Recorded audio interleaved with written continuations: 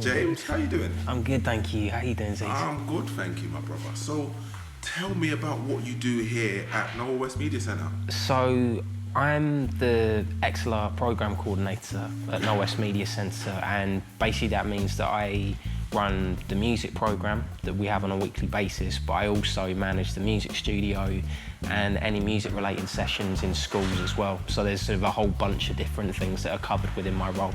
Okay, and that's working with the young people of Bristol? Yeah. So we work with young people in the centre all the way from 9 years old to 25. Okay. Across various different programs. So I work with any young people that we can, basically. So most of them are local, but quite a lot are sort of from other bits of Bristol that have been interested in what we're doing as well. Okay, brilliant. So what kind of things do you do here? Because I know you've done festivals, different youth events. Tell me a little bit about one of the festivals that you do. So XLR Festival started in 2010, and it's an annual celebration of music. It started off as a hip-hop festival, and it's expanded since then. Yeah. From this year onwards, what we're going to be doing is taking it on the road as well. So the young people now have something called XLR Sessions, which is weekly, and the idea is that it's music development. So they're understanding a bit more about how the music scene works as a whole, understanding how they can have careers within it as well.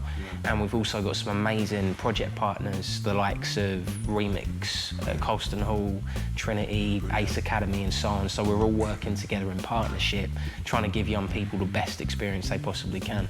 That's brilliant. So a lot going on. There's tons going on. Yeah. So yourself as a musician, you've done a lot and do a lot yourself. Yeah, I do. So tell me a little bit about what you do. So my kind of alias is Vice, and I'm a producer. I started out as an MC, but I'm mainly on the production front now. I have a community studio that's in St Paul's that I run, so I work with young people. I'm a mentor for Temple Records, so I do one-to-one support with some of the artists there. Okay. And I'm part of a group called Delegates of Rhyme, and I produce with lots of different artists, both locally and further afield. It's predominantly hip-hop, but there's also soul and funk and various other elements tied in there as well. Sounds. Yeah. Keeps it interesting. It does. Yeah. So what's the name of the studio in St Paul's? Street Soul Studios. Okay. So I set that up back in October 2013. Yeah. Got some Kickstarter funding for it as well to get a bit more equipment, and it's also supported by Rotary. Okay. So there's a whole bunch of different artists who use it, teaching one-to-ones, things like bass, vocals, music production, all sorts of different things, and ranging from adults with learning difficulties to younger teens who just have an interest in what they're doing, and private sessions as well. So really it's not only for the young people, it's also for artists to have a creative space that they can work in. Yeah, that's really good. Yeah. So obviously funding these projects can be challenging at different times. So what is one of the most challenging things for yourself putting these projects together? I think on our side, so our project XLR is funded by Youth Music, who are an amazing organisation, and they've helped us a lot in the past. Yeah.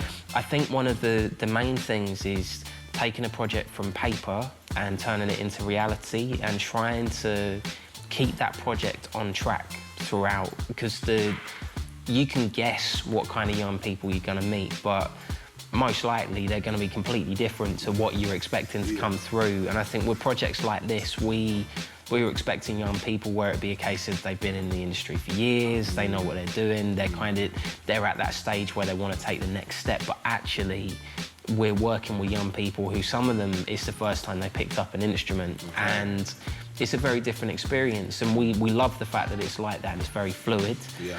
And there's an amazing team that I'm working with as well, from Bim, who covers live sampling, Josh, who's an amazing trumpeter, Sophie, who's an amazing guitarist, and Sam, who's a great drummer, and our team works very well, and I think that it's those kind of things, you need that fluidity. That biggest challenge is not being static and kind of always being perceptive to what the young people want and changing the project potentially completely in order to suit their needs. Suit the needs. Yeah, that's always hard. Well, we have to stay flexible. Yeah, of course. Yeah, 100%.